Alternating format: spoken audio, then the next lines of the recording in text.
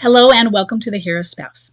I'm Kendra Ruth, here to answer one of your questions about marriage and midlife crisis. Today we have Marley. Marley is a female left behind and forward-moving spouse with a recent bomb drop of July 15th, 2023, and a date of marriage of 2003. She has a clinging Boomerang who is a high-energy replayer. She says, "My husband left directly after bomb drop to another state. We're in Pennsylvania and he wants to live in Houston. It's crazy. He keeps coming back to help our oldest move to college. Then 15 days later to take his last stuff and sign a post-nup." And then Marley says, and this is a good idea, she says, "I highly recommend to do that, getting a post-nup, while they're still capable of doing it." Yeah, good on you. It's rare. Good on you. "Our youngest son, who is 16 years old, is angry at him. My husband wants to come back already next week. He was supposed to take a break until November. But my son doesn't want to see him. He seems very agitated still. He didn't have time to work on himself because his new apartment in Houston wasn't ready. What should I do? I can't force a 16-year-old to see his dad who's left him." Yeah, you're right. You support your son. And what can you do to support both? I know that's a balancing act. Oh, goodness. So if you can find a way to say, you know what? I would really love it, for you to come back and whatever. And you're right about the clinging Boomerang thing, because to go from Pennsylvania to Houston and back and forth. But is there somewhere else you can stay? So-and-so doesn't want to see you. He's really struggling with this right now. See, when you say all those things, also pay attention to what you get back. Why is he mad at me? Or, or does he show anger at your son for the struggles? Does he do the kids are resilient excuse? What does he do? Does he show a lack of understanding that includes a wish that he did? That includes not remorse, but regret, sadness, some guilt, some shame, any of that? Or is he just dismissive of other people having an issue with this, having a problem with this? Why would they take this so hard? Those are just to see some of where his mind's at, okay?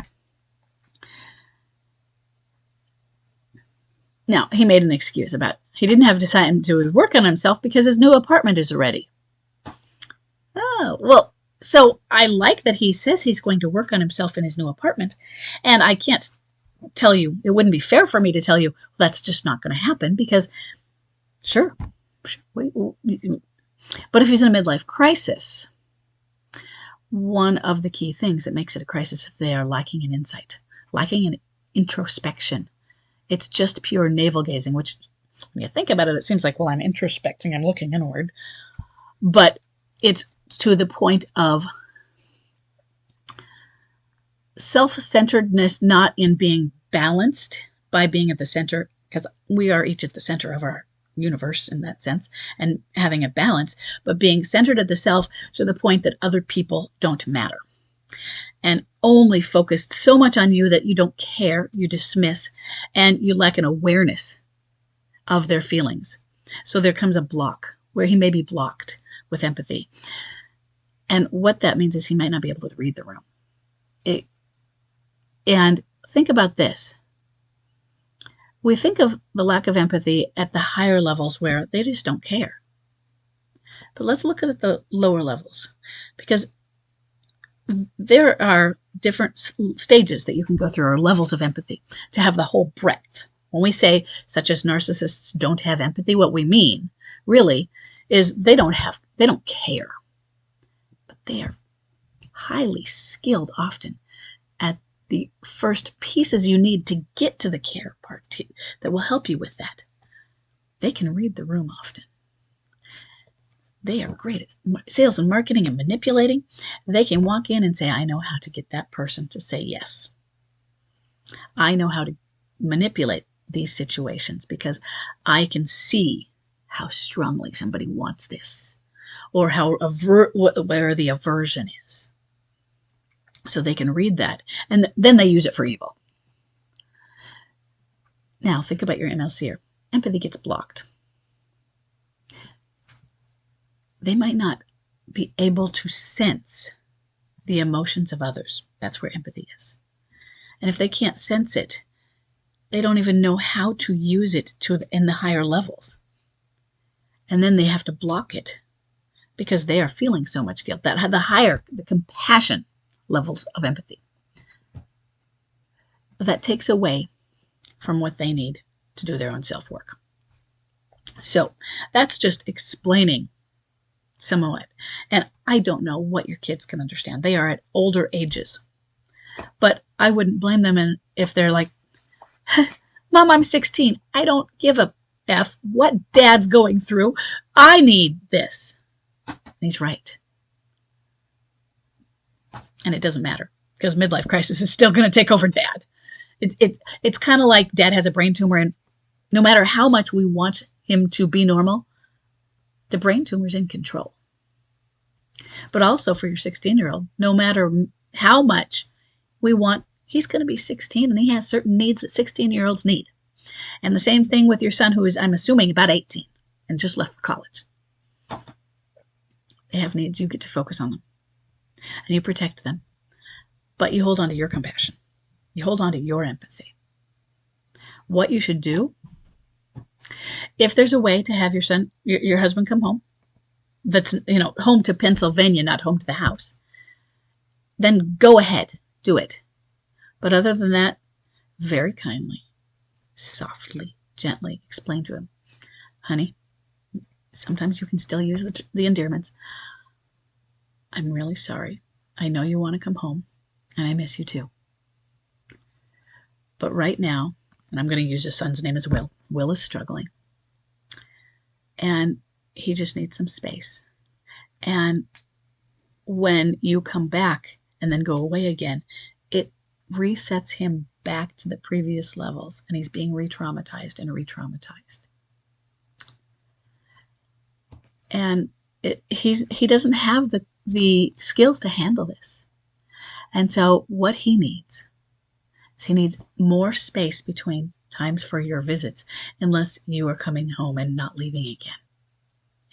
And then for you, me speaking to you now, he's not going to be able to come home and not leave again in a healthy way.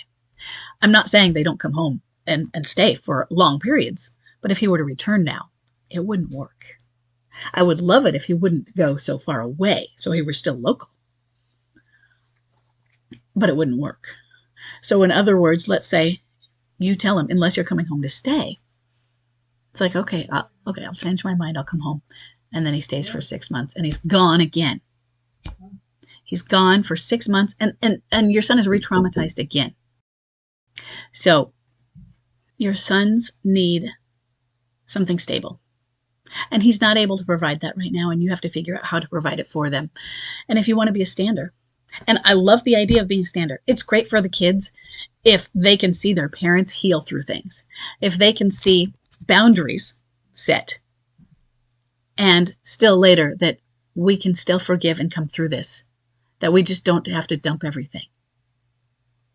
It's great.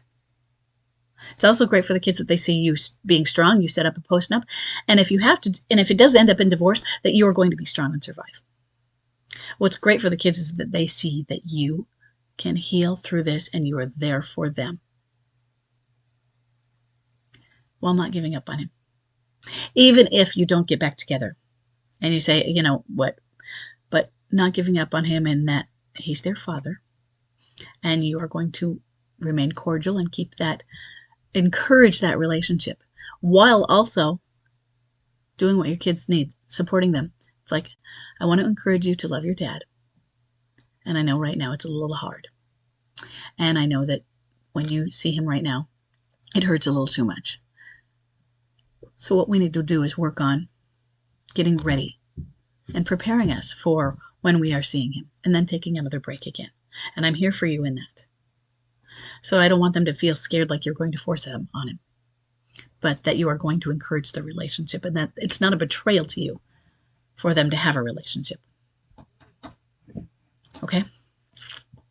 I'm sorry they're going through this, but I hope this is helpful, and I will see everybody in the next question.